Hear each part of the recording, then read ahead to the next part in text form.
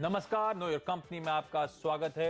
एक ऐसा शो जिसमें हम रोज एक कंपनी का पूरा ब्यौरा आपके सामने पेश करते हैं और बताते हैं कि आपने जिस कंपनी में पैसा लगाया है या लगाना चाहते हैं वो करती क्या है, कहां है उसका कारोबार, कितना मुनाफा कमाती है वो हर साल, और उस कंपनी में आपका निवेश कितना सुरक्षित है।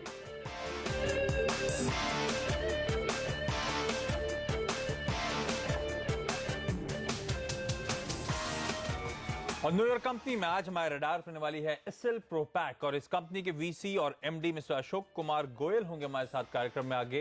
लेकिन उनसे बातचीत करने से पहले एक बार अब तक के बाजार पर नजर डाल लेते हैं, जहां पे हमने देखा था भारतीय बाजारों के में कारोबार की शुरुआत से पहले जो ग्लोबल संकेत थे वो मजबूत थे। बावजूद उसके आज भारतीय बाजारों में कुछ दबाव आपको देखने को मिलेगा। खासतौर पे अमेरिकन मार्केट से जो इकोनॉमिक डेटा, इकोनॉमिक रिपोर्ट्स आई थी, उससे उत्साह भरा था दुनिया भर के बाजारों में। लेकिन इंडियन मार्केट्स आज कुछ वॉलेटाइल होते हुए नजर आएंगे आपको, और कुछ कमजोरी के साथ ट्रेड कर रहे हैं। कुछ हद तक जो कमजोरी है उसकी एक वजह है मुनाफा वसूली। हमने देखा था पिछले 3 कार्रवाई सत्रों में निफ्टी ने 300 पॉइंट, सेंसेक्स ने करीब 1000 पॉइंट की उछाल ऑलरेडी या छलांग ऑलरेडी लगा ली थी। उसके बाद कहना चाहिए कंसोलिडेशन का दिन और हल्की मुनाफा वसूली का दिन आज का ट्रेडिंग सेशन। तो सेंसेक्स और निफ्टी में हमने देखा है करीब 1/4 परसेंटेज पॉइंट या उससे कुछ ज्यादा की आपको गिरावट देखने को मिलेगी। लेकिन मिड कैप्स और स्मॉल कैप्स आज भी कुछ हल्के हरे निशान के साथ ट्रेड कर रहे हैं। लेकिन मिड कैप्स में जो शुरुआती बढ़त थी वो पूरी तरह से गवा दिया। अब ऑलमोस्ट फ्लैटिश रुझान के साथ मिड कैप्स में ट्रेड है। इसलिए जो मार्केट ब्रेथ है वो एडवांस डिक्लाइन रेशियो जो है एकदम 1:1, यानी कि एकदम सपाट नजर आएगा आपको। यूरोपियन मार्केट जो से कुछ देर पहले खुले थे वहां पे भी दबाव के साथ ही कारोबार की शुरुआत हुई थी। तो कैक्स, डैक्स, फुटसी में अब दबाव देखने को मिल रहा है, और वहीं से भारतीय बाजारों में भी अब ऊपरी स्तरों से कुछ हल्की मुनाफा वसूली का दबाव देखने को मिल रहा है। एक बार फिर से जो पॉकेट्स हैं जहां पे दबाव ज्यादा है, उसमें खास तौर पे वो पॉकेट्स हैं जहां पे पिछले कुछ ट्रेडिंग सेशंस में स्मार्ट अप मूव देखने को मिला था। तो रियल एस्टेट, जिसमें हमने देखा तगड़ी अपसाइड्स देखने को मिले थे, आज यही एक पैक है जो सबसे ज्यादा गिरावट दिखा रहा है, और इस पैक में गिरावट को लीड कर रहा है डीएलएफ, जिसमें 3% के आसपास की कमजोरी है। बैंक्स और उसमें पीएसयू बैंक्स, ये स्पेसिफिक पॉकेट है जिसमें दबाव है। आईटी एक बार फिर से आज कमजोर हो चला है, और ऑटो में भी ऑटो नंबर्स जो कमजोर आए थे उसके बाद आज फिर दबाव देखने को मिल रहा है। लेकिन इसके विपरीत कंज्यूमर ड्यूरेबल्स, फार्मास्यूटिकल स्पेस या हेल्थ केयर स्पेस और मेटल्स में आज फिर खरीदारी देखने को मिल रही है। तो एक मिक्स ट्रेंड देखने को मिल रहा है भारतीय बाजारों में, और एक परफेक्ट दिन है शायद कहना चाहिए कंसोलिडेशन एक्सरसाइज, और इंपॉर्टेंट स्टॉक्स या बेंचमार्क्स या दिग्गज स्टॉक्स या ब्लू चिप्स में कहना चाहिए एक प्रॉफिट बुकिंग आपको आज के ट्रेडिंग सेशन में देखने को मिलेगी। निफ्टी में जैसे मैंने बताया आपको, डीएलएफ में सबसे तगड़ी गिरावट 3% के आसपास की। जिंदल स्टील एंड पावर, ये काउंटर पिछले कुछ ट्रेडिंग सेशन से स्मार्ट अप मूव दिखा चुका था, और आज यहां पे दबाव है। 2.25% के आसपास की कमजोरी है। सीबीआई ने एक नई चार्जशीट दाखिल करी है, फिर से इस ग्रुप का नाम आया है, कहा गया है कुछ गड़बड़ियां थी जो अलॉटमेंट्स हुए हैं, उसके बाद यहां पे दबाव देखने को मिल रहा है। एडीएजी पैक पिछले कुछ ट्रेडिंग सेशन से रेजिलिएंट था। रिलायंस इंफ्रा जैसे काउंटर्स आज 2% के आसपास कमजोर हो गए हैं। दिग्गज कोल इंडिया में भी करीब 1.5% के आसपास की कमजोरी, और इनफैक्ट रिलायंस भी आज 1.5% के आसपास कमजोर है। टाटा मोटर्स अपने कल बाजार बंद होने के बाद जो नंबर्स आए उस पर रिएक्ट कर रहा है। एक्सपेक्टेड था 14 से 15% के आसपास की मंथ ऑन मंथ नंबर्स में जून बिक्री में ग्रोथ देखने को मिलेगी। उम्मीद से कुछ कम 7% के आसपास की बढ़त थी। 1.5% ये कमजोर हो चला है, और चीन के जो डेटा आए हैं उससे भी अतिरिक्त दबाव पड़ता हुआ नजर आ रहा है इस काउंटर में। इसके अलावा निफ्टी को जो सहारा देने की कोशिश कर रहे हैं काउंटर्स, उसमें खास तौर पे ल्यूपिन जैसे काउंटर्स हैं, डॉक्टर रेड्डी जैसे काउंटर्स हैं, जहां पे हमने देखा है 3% ल्यूपिन में, 1.5% के आसपास डॉक्टर रेड्डीज में बढ़त है। सेसा गोवा में हमने देखा आज 2.5% के आसपास के अपटेक्स। भेल, भारतीय एयरटेल, किरने जैसे काउंटर्स हैं जो इस टाइम पे निफ्टी की रैली को लीड या निफ्टी को सपोर्ट देने की कोशिश कर रहे हैं। इन तमाम काउंटर्स में 2% से ज्यादा के अप मूव्स आज के ट्रेडिंग सेशन में। लेकिन आज हमारे रडार पे एसएल प्रोपैक और इस कंपनी के वीसी और एमडी मिस्टर अशोक कुमार गोयल हमारे साथ जुड़ चुके हैं। अशोक जी, बहुत बहुत धन्यवाद सीएनबीसी आवाज के लिए आज वक्त निकालने के लिए। सबसे पहले मैं जानना चाहूंगा, जो कंपनी है एसएल प्रोपैक, मैं जब इस कंपनी के कारोबार को समझने की कोशिश कर रहा था तो एक स्पेशलिटी पैकेजिंग कंपनी है। मैं आसान शब्द में जानना चाहूंगा इस कंपनी का कारोबार क्या है? जी, एसएल प्रोपैक आशीष इंडियन ग्लोबल कंपनी है जो कि हम ट्यूब बनाते हैं। ट्यूब यूज़ होती है, कोई भी पेस्ट जैसा कोई प्रोडक्ट होता है, जैसे आपकी कॉस्मेटिक्स है, टूथपेस्ट है, फार्मास्यूटिकल है, उन प्रोडक्ट्स में यूज़ होता है। और हमारे ऑपरेशन जो हैं 13 कंट्रीज़ में हैं वर्ल्ड ओवर, जो कि सब कॉन्टिनेंट्स पे बिखरे हुए हैं, और उसमें हमारे टोटल 24 प्लांट चलते हैं। तो ये ब्रीफली अगर मैं बताऊं तो ये हमारा बिजनेस है। और पिछले साल जो मार्च में जो क्लोजिंग हुई है उसमें हमारी टर्नओवर थी 1831 करोड़ रुपए की और एबिटा मार्जिन उसमें 313 करोड़ रुपए का था। ओके गोयल साहब, मैं आपके फाइनेंशियल्स पे आगे फोकस करना चाहूंगा, लेकिन जिस इंडस्ट्री की हम बात कर रहे हैं स्पेशलिटी पैकेजिंग स्पेस की, मैं इस इंडस्ट्री के डायनामिक्स आपसे जानना चाहता हूं। कितना बड़ा एड्रेसेबल मार्केट है, क्या साइज है इस मार्केट का, किस दर से ये मार्केट ग्रो कर रहा है, क्योंकि आप कह रहे हैं कि लीडर हैं आप इस स्पेस में, आपका कितना शेयर ऑफ द पाई है, कितना मार्केट शेयर है इस स्पेस का? जी, बड़ा अच्छा सवाल है आशीष। इंडस्ट्री डायनेमिक्स की यदि बात करते हैं तो वर्ल्ड ओवर केवल 2 कंपनियां हैं जो ऑपरेट करती हैं, उसमें से एसएल प्रोपैक एक है। और ये जो मार्केट ओवरऑल डीएनडी मार्केट जो डेवलपिंग एंड इमर्जिंग मार्केट्स जो हैं उसमें ग्रोथ करीब 11-12% की है। और एसएल प्रोपैक जो है अभी तक हम टूथपेस्ट में ज़्यादा फोकस करते थे, लेकिन पिछले 2 साल से हमने फोकस किया नॉन ओरल केयर पैकेजिंग के लिए, जिसमें essentially there is much more value added products and obviously we needed to enhance our capabilities which we have done over last 5 years across the globe. So as a result आज हम cosmetic segment को sector को काफ़ी तेज़ी से हम उसमें कर पा रहे हैं। नॉट ओनली दैट, हमने क्या किया है कि टेक्नोलॉजी इंटरवेंशंस के साथ हमने ये टोटल पाई को जो ट्यूब का सेगमेंट था उसको हमने वाइड किया है। वाइड करने का मतलब ये है कि lower end of the spectrum पे यदि आप देखें तो जो छोटी ट्यूबें हैं, छोटी ट्यूब आमतौर पे फार्मास्यूटिकल में यूज़ होती हैं और उसके लिए हमने नई टेक्नोलॉजी लाई जिससे फार्मास्यूटिकल ट्यूब्स जो एल्यूमिनियम में थी अभी तक वो काफ़ी हद तक आज चेंज हो रही है लैमिनेटेड ट्यूब्स में।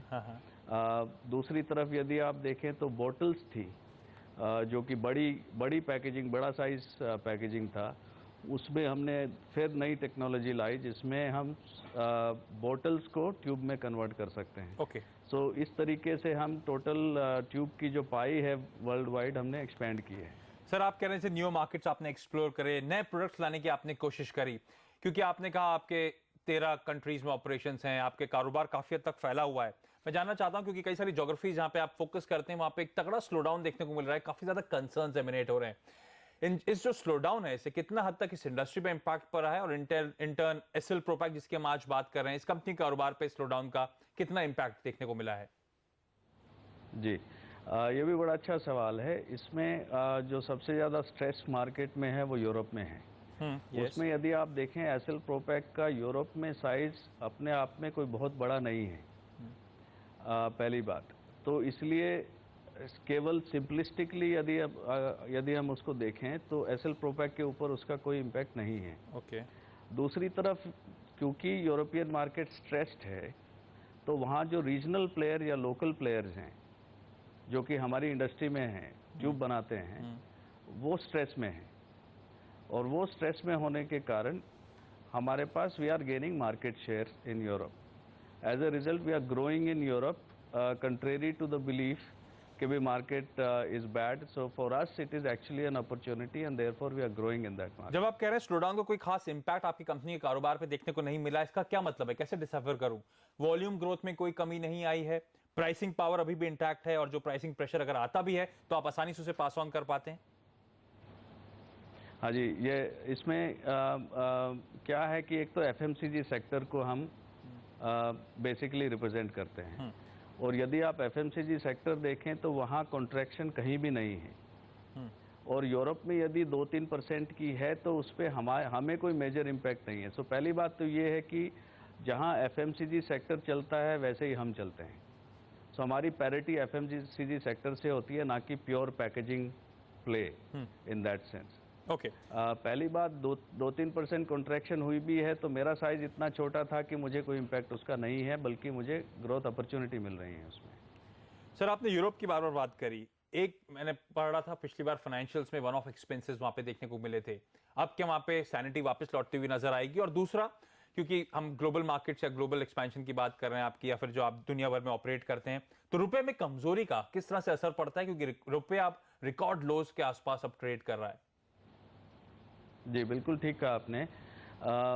रुपए का जो इम्पैक्ट हमें पड़ता है, सबसे पहले तो जो हमारी नेट पोजीशन होती है वो हमेशा हेज रखते हैं हम लोग, तो उसका इम्पैक्ट ज़्यादा पड़ना नहीं चाहिए। दूसरा, जो प्राइस, खासतौर पे जब प्राइस पे जो impact, raw material price, landed price, cost of ownership पे जब फर्क पड़ता है तो हमारे कॉन्ट्रैक्ट्स है कस्टमर के साथ, वो विच इज़ पास थ्रू। सो इसलिए कोई मेजर इम्पैक्ट हमारे ऊपर उसका कोई पड़ने वाला नहीं है। दूसरी तरफ देखें तो थोड़ा सा इम्पैक्ट आएगा बैलेंस शीट, चूंकि इंडियन रुपीस में हम प्रेजेंट करते हैं, तो ट्रांसलेशन लॉस है, वो केवल लॉस या गेन है, वो इकोनॉमिक गेन या लॉस नहीं है। ओके, चलिए मिस्टर गोयल, आप हमारे साथ बने रही। वक्त तो चला एक छोटे से ब्रेक पे जाने से पहले बता दूं, आज जिस कंपनी की हम बातचीत कर रहे हैं, एसएल प्रोपैक, इस कंपनी का मार्केट कैप करीब 640 करोड़ रुपए के आसपास का है। प्रमोटर्स का इस कंपनी में हेल्दी 58 से 59% के आसपास का स्टेक है, और पिछले एक साल में इस काउंटर ने आपको पॉजिटिव 17 से 18% तक के पॉजिटिव रिटर्न्स दिए हैं।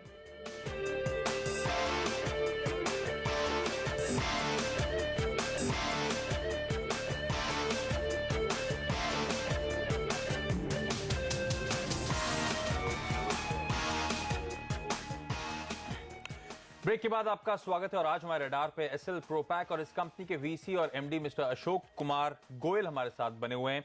गोयल साहब, आपकी कंपनी को जो लास्ट रिपोर्टेड फाइनेंशियल्स थे पिछले साल की चौथी तिमाही के रिजल्ट्स, उसमें एक बेहतरीन ट्रैक्शन देखने को मिल रहा है बिक्री और मुनाफे दोनों फ्रंट पे। ये ग्रोथ कहां से आई? बी, सब जानना चाहेंगे क्या ये ग्रोथ सस्टेनेबल है, और खासतौर पर जो मार्जिन एक्सपेंशन आए हैं ये कहां से आए, और आप मार्जिन को कहां स्टेबलाइज होते हुए देख रहे हैं? जी, देखिए, ग्रोथ तो ये हमारी चारों ज्योग्राफी, जिसको हम सेगमेंट रिपोर्टिंग करते हैं, Africa, middle east, south Asia जिसका इंडिया बेस है, ईस्ट एशिया पैसिफिक जिसका चाइना बेस है, यूरोप ही है, और अमेरिका बहुत नॉर्थ एंड साउथ। तो हमारी जो ग्रोथ आई है वो चारों ज्योग्राफीज में आई है। और उसके विभिन्न कारण हैं उसके, और जैसे यूरोप का मैंने आपको एक्सप्लेन किया, India China developing and emerging market है तो ग्रोथ आ रही है। अमेरिकाज में, साउथ अमेरिका पर्टिकुलरली ग्रोथ पे है, इवन नॉर्थ अमेरिका हमारे लिए ग्रोथ। आप कह रहे हैं चारों ज्योग्राफीज में एक अच्छा ट्रैक्शन देखने को मिल रहा है, लेकिन क्या स्पेसिफिकली जो नॉन ओरल का शेयर है उसमें एक अच्छा खासा इजाफा देखने को मिल रहा है? क्या आपका मानना है इस स्पेसिफिक सेगमेंट में ये अगला शायद ग्रोथ ड्राइवर हो सकता है आपकी कंपनी के लिए, एसएल प्रोपैक के लिए? जी बिल्कुल, ये एक बिल्कुल स्ट्रेटेजी के तहत हम जो है नॉन ओरल केयर की कैटेगरी को हम ग्रो कर रहे हैं, जो कि हाई वैल्यू एडिड प्रोडक्ट्स हैं, एंड ऑब्वियसली उसमें मार्जिन्स भी उसी हिसाब से बेहतर हैं ओरल केयर के बनस्पत। ओके, तो इसलिए ये जो है मोमेंटम, और एफएमसीजी में जो नॉन ओरल केयर है विच इज एक्सप्लोडिंग इन दी। गोयल साहब, मैं माफी से फिर से टोकना चाहूंगा, नॉन ओरल का इस टाइम पे शेयर क्या है, और आप जब कह रहे हैं इस पे फोकस कर रहे हैं, तो आगे चलते हुए इसका शेयर आप कहां तक ले जाने की कोशिश करेंगे? क्या मिक्स होगा? देखिए, अभी रेवेन्यू टर्म्स पे नॉन ओरल केयर का शायद 38% है, 38% है, और हमारा टारगेट है उसको 50% पे लेके जाना। अच्छा, नाउ इसका मतलब ये है कि ये हमारा मूविंग टारगेट रहेगा, ये भी ध्यान में रहे, क्योंकि ओरल केयर में भी हमारी ग्रोथ आ रही है। सो जैसे जैसे ओरल केयर में हम ग्रो कर रहे हैं, नॉन ओरल केयर में हमने उससे ज्यादा एफर्ट उसमें डालने हैं। ओके, तो हमारा टारगेट है कि 50% जो है नॉन ओरल से मिक्स आएगा। ओरल और सर, इस टाइम पे आपकी कैपेसिटी एक्सपेंशन प्लान्स क्या हैं? अगर हैं तो फिर कितना आउटले होगा इस बार, कितना स्पेंड करेंगे FY14 में उस पे? जी, जो मेजर एक्सपेंशन जो है हमारा यूरोप में हुआ है इस साल में, पोलैंड में, और इंडिया में थोड़ा हो रहा है। टोटल करीब 130 से 140 करोड़ की एक्सपेंशन का प्लान है इस साल में हमारा। मैं कहीं पढ़ रहा था, एनालिस्ट थोड़ा सी चिंतित है आपकी कंपनी के बुक्स पे जो डेट है उसको लेकर। इस टाइम पे आपकी कंपनी के बैलेंस शीट के क्या हाल है? कितना कैश, कितना डेट, और रिजल्टेंट डेट इक्विटी रेशियो क्या है सर? देखिए, डेट जो है करीब 950 करोड़ रुपए आज की मार्क टू मार्केट के, यानी पिछले साल 31 मार्च को मार्क टू मार्केट से 950 करोड़ रुपए के आसपास था। तो वो जो है DSCR रेशो यदि आप देखें, डेट सर्विसिंग रेशो यदि आप देखें, तो इस साल हमारा 1.3 हुआ है। हमारा टारगेट है कि उसको 1.5 पे लेके जाएं। और ये 1.3 एक साल पहले करीब 1.1, 1.2 के आसपास था। सो उस दृष्टि से यदि आप देखें तो ग्रोइंग कंपनी में हम अगर हेल्दी DSCR रेशो मेंटेन करके चलते हैं तो आई थिंक नो करीब 900 साढ़े 900 करोड़ रुपए के आसपास की डेट है आपकी बुक्स पे। कहीं बीच में अटकलें ये लगाई जा रही थी कि कंपनी शायद फंड रेज करती हुई नजर आएगी ताकि अपनी बुक्स पे जो डेट लेवल्स हैं उसे ईज ऑफ कर सके। क्या कोई ऐसा प्लान कंपनी का इस समय? इस समय ऐसा कुछ भी प्लान नहीं है आशीष। और कुछ इक्विटी रेज करने का मतलब आज के समय बनता नहीं है, क्योंकि जो जो जो शेयर प्राइस जो पीयर ग्रुप के हिसाब से यदि आप देखें तो एसएल प्रोपैक की प्राइस काफ़ी डिप्रेस्ड है, शेयर प्राइस। सो इस प्राइस पे कोई इक्विटी रेज करने का कोई सेंस बनता तो फिर आपकी कोई क्योंकि आप इस टाइम पे कह रहे हैं फंड रेजिंग नहीं होती हुई नजर आएगी, तो कोई डेट रिडक्शन टारगेट्स आपने जो अपने लिए रखे हैं FY14 के लिए, और इसके साथ साथ फिर मान के चलूं कोई थ्रेट नहीं है डाइल्यूशन का यहाँ पे इस टाइम इस कंपनी में? जी बिल्कुल कोई थ्रेट नहीं है, और 1.5 का DSCR रेशो में मेंटेन करता हूं तो मुझे कोई दिक्कत नहीं है, और ये साल के आखिर में मुझे लगता है कि हम 1.5 का DSCR ले जाएंगे। चलिए गोयल साहब हमारे साथ बन रही वक्त तो चला एक और छोटे से ब्रेक का। ब्रेक के बाद जानेंगे कि इस कंपनी के फाइनेंशियल आउटलुक किस तरह का एक्सपेक्ट करा जा सकता है, और साथ ही ये कंपनी निवेश के लिहाज से कैसी है, इस पे बात करेंगे सेठी फिनमार्ट के MD विकास सेठी से।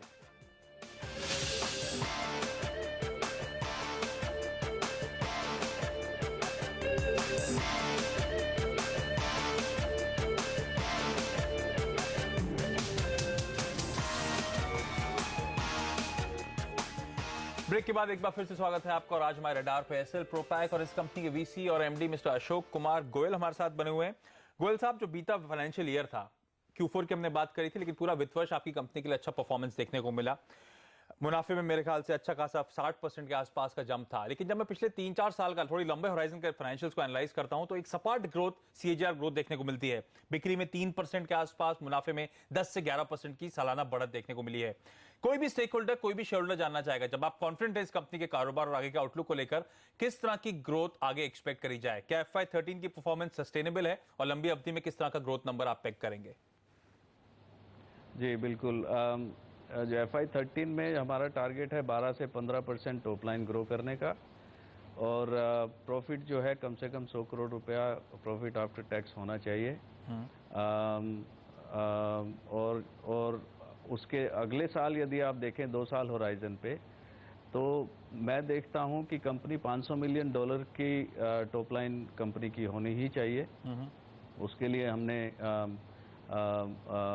ब्लूप्रिंट अपने तैयार किए हुए हैं, रोल आउट किया है ग्लोबली, और मुझे नहीं लगता कि पिछले 3-4 साल की जो हमारी कमियां रही हैं उसको हम काफ़ी हद तक इस साल पूरा कर पाए हैं, रिकवर कर पाए हैं उससे, और आगे इसको और फर्दर स्ट्रेंथन करेंगे। ओके गोयल साहब, बहुत बहुत धन्यवाद आपका CNBC आवाज के आज वक्त निकालने के लिए। FY14 में 12 से 15% टॉप लाइन में ग्रोथ, मुनाफे का नंबर 100 करोड़ रुपए के आसपास होगा। पिछले साल ध्यान रखिए 80-81 करोड़ रुपए का मुनाफा इस कंपनी ने करा था। FY15 में मैनेजमेंट का मानना है कि 3000 करोड़ रुपए के आसपास की टॉप लाइन पहुंचती हुई नजर आएगी, यानी कि $500 मिलियन की। चलिए, लेकिन ये कंपनी एसएल प्रोपैक निवेश के लिहाज से कैसी है, इस पे बात करने के लिए हमारे साथ सेठी फिनमार्ट के विकास सेठी जुड़ चुके हैं। विकास जी, आपसे जानना चाहूंगा, फंडामेंटली ये कंपनी आपको कैसी लगती है, और इन स्तरों के आसपास 40 रुपए पे कारोबार कर रही है, निवेश के लिहाज से क्या रणनीति होगी? देखिए आशीष जी, ये एसएल प्रोपैक एक लीडिंग पैकेजिंग सॉल्यूशंस प्रोवाइड करने वाली कंपनी है। कंपनी के फंडामेंटल्स वैसे अच्छे हैं। जो दिक्कतें हैं, जैसे कि आपने अपने मैनेजमेंट से डिस्कशन के दौरान भी जिक्र किया था, एक तो इनके जो यूरोपियन ऑपरेशंस है उसमें कुछ लॉसेस है, जिसको कंपनी कोशिश कर रही है रिस्ट्रक्चरिंग के जरिए जिसको ओवरकम किया जा सके। और दूसरे जो इनके बुक्स में जो 900-950 करोड़ का डेट है, वो एक चिंता का जरूर विषय है, बट मैनेजमेंट उस पर भी कुछ काम कर रही है जिससे भी डेट फ्यूचर में रिड्यूस किया जा सके। और बाकी हम वैल्यूएशंस के हिसाब से देखें तो मेरा ये मानना है कि FY14 में ये कंपनी कुछ 5.5 रुपए का EPS रिपोर्ट कर सकती है। तो आज ये स्टॉक कुछ 7 के मल्टीपल पे अवेलेबल है, जो कि रीजनेबल है। तो मेरी राय में करंट लेवल्स पे हमने एक ऑलरेडी अच्छा एप्रिसिएशन ऑलरेडी देखा है पिछले कुछ महीनों में स्टॉक प्राइस में। करंट लेवल्स पे इसको होल्ड करना चाहिए, और आने वाले 1 साल में स्टॉक का भाव 50 रुपए तक जा सकता है। चलिए, बहुत बहुत धन्यवाद आपका। वैल्यूएशन इस कंपनी के रीजनेबल नजर आते हैं। विकास जी का मानना है इस काउंटर को होल्ड करें, अगले 12 महीने में आपको 50 रुपए तक के लेवल्स आपको आपकी स्क्रीन पे देखने को मिलेंगे। फिलहाल ध्यान रखिए काउंटर 40 रुपए के आसपास ट्रेड कर रहा है। चलिए लेकिन न्यूयॉर्क कंपनी वक्त तो चला एक छोटे से ब्रेक का, आगे लेकर आएंगे आपके लिए आखिरी सौदा। नमस्कार।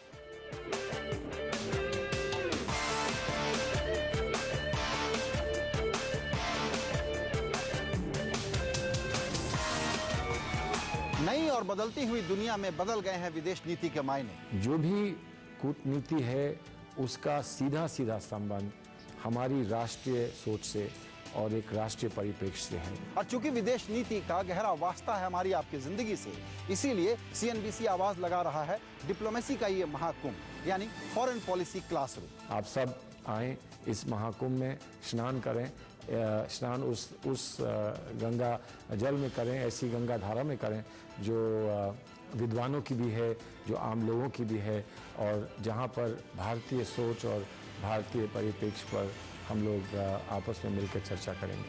फॉरेन पॉलिसी क्लासरूम शनिवार 6 जुलाई दिन भर